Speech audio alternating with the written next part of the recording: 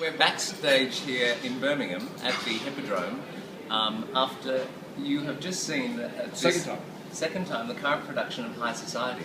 How does it feel? I've always wondered what it would feel like to be an author and to actually watch people laughing at a gag you wrote in this instance about, what, 30 years ago?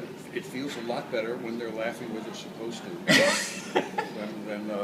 And it's a wonderful production. It's way better than it was in New York. Originally, because we had a lot of problems in New York. The script is better, and I came over I flew over Thursday, Friday. This was a little pocket to see it. yeah.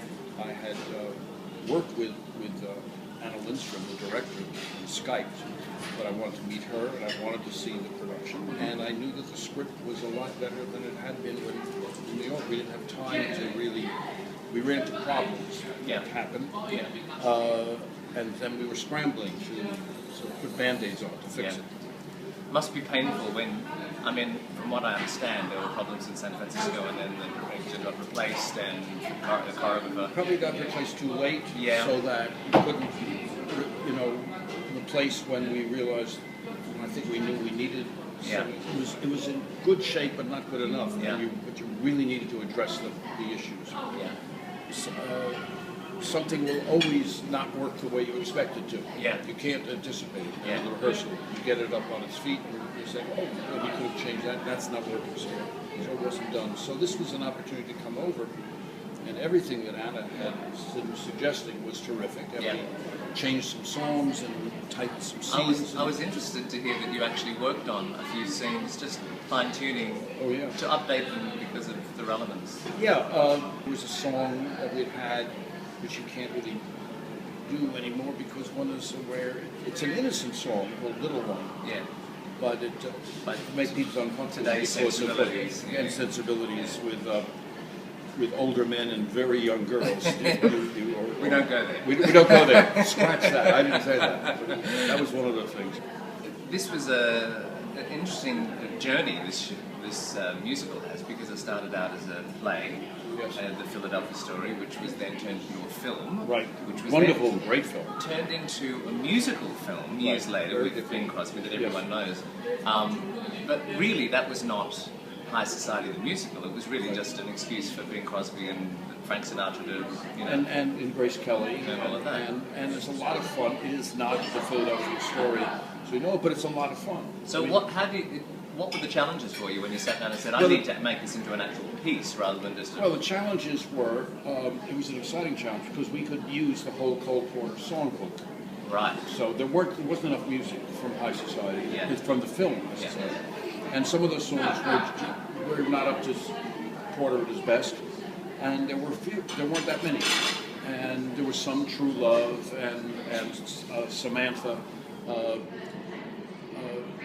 There were maybe 4 songs that we used, and we were going to base it on not going to base it on the film because it took it out of its period. We really wanted to do Philadelphia Story with music by Cole Porter. So it was, and I was adapting the Philip Barry script. So the task was very simple in its mandate. I had to try to become Philip Barry. What would he have written if he had worked with Cole Porter to make Philadelphia Story a music? Interesting. And you can use some of the music from the film of High Society. Yeah. But other than that, you're going into the songbook. So there's a great expert on Cole Porter, Robert Kimball in New York, so the Porter Estate, and looking at the songs. And there were some of the lyrics were adapted by Susan Birkenhead because a song is written just changing the context slightly, but always as if it were written by Porter. Yeah. So it is paying homage to Philip Barry and Cole Porter, and not to write an Arthur Kopit musical, but for me to allow this musical to allow emerge. it to be the way it might have been, and it felt very wonderful to have Barry's son really loved the piece and that we had done justice to that story, which is a great story. Now we're sitting here, as I said, in the green room backstage at your production. But have you get a chance to see anything while you're in London? I have a very brief time here.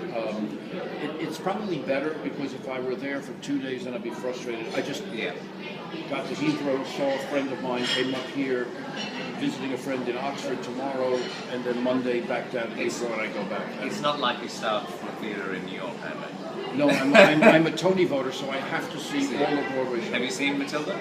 I have not. That's next week. Okay. Well, we hope you enjoy that. Well, just about everyone, with only one exception, and I disregard his opinion, right? Because he's sort of a curmudgeon. Everyone has loved it, so it's a huge hit. It's a pleasure to meet you, and may I say that the entire cast was so excited to have you in the audience. Well, it is always nervous making because you're going to meet a cast, and I'm going to say it's good no matter what. But I'm not a good actor. I think they would have known if I said, "Oh, it's really good," and I have to cut out here. But it's really good, and I hope people come see it because this is the way it should be. So.